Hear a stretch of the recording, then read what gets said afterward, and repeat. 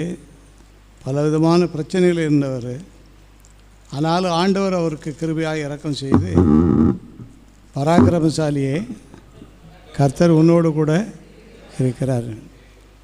இப்போது அந்த கிதியோன் மூலமாக ஒரு பெரிய எழுப்புதல் வரணும்.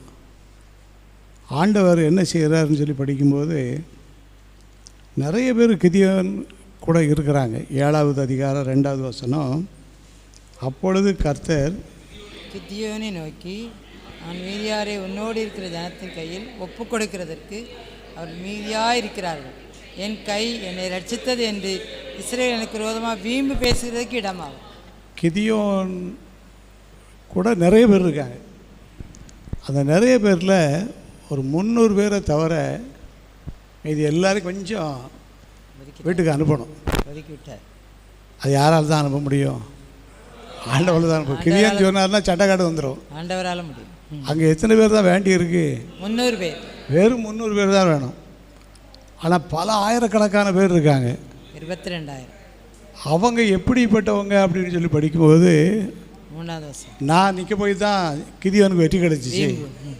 நான் மட்டும் அன்றைக்கி போகலைன்னா வெற்றி கிடைக்கும். கிதியோன் என்னைக்கு வரப்போகிறாரு அப்படின்னு சொல்லி வீம்பு பேசுகிறவங்களும் விரோதமான வீம்பு பேசுகிறவங்களும் நிறைய பேர் இருக்காங்க. அதனால் ஆண்டவர் என்ன காரியம் செய்தார்னு சொன்னால் 300 பேர் தான் இப்போ அவங்க கூட இருக்க லாயக்கான ஆளுக்கள். இது எல்லோரும் அனுப்பிடுன்னு சொன்ன உடனே எல்லாம் போயிட்டாங்க. அந்த 300 பேர் இருந்தும் கிதியோனுக்கு பயமே இல்லை. ஏன் பயம் இல்லைன்னு அப்படின்னு சொன்னால் அபிஷேகம், அவர் கூட இருந்த அபிஷேகம்.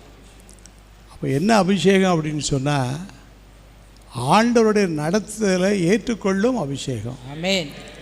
ஆண்டவருடைய இப்போ இதெல்லாம் கொஞ்சம் மாம்சத்தில் யோசிச்சு பார்த்தோம்னா என்ன ஆண்டவர் இப்படி பண்ணிட்டார், கட்டாயம் நான் தோற்று போயிடுவேன் அப்படின்னு சொல்லி பெரிய பிரச்சனை உண்டாக்கிடுவாங்க. கிதியோன் ஒன்றும் சொல்லலை. வெறும் 300 பேரை வைத்து கொண்டு அவர் செய்த காரியம் என்னன்னு சொன்னால், நான் என்ன செய்கிறேனோ அதே மாதிரி நீங்கள் செய்யுங்க அப்படிங்கிறாரு. வெற்றி கிடைச்சிச்சா கிடைக்கலையா? கிடைச்சது.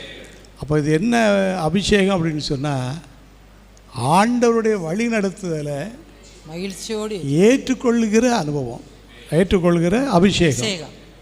ஆண்டவருடைய வழி நடத்தலை மகிழ்ச்சியோடு கூட சேர்த்துக்கலாம். மகிழ்ச்சியோடு ஏற்றுக்கொள்கிற அபிஷேகம் இருந்ததுனால தான் வெறும் 300 பேரை வைத்து பெரிய வெற்றி. அல்லேலூயா.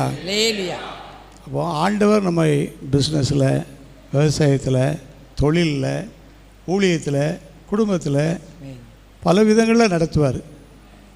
அப்படி அவருடைய நடத்துதல் எப்படி இருக்குது தெரிஞ்ச பிறகு அதை நம்ம சந்தோஷமாக ஏற்றுக்கொள்ளணும்.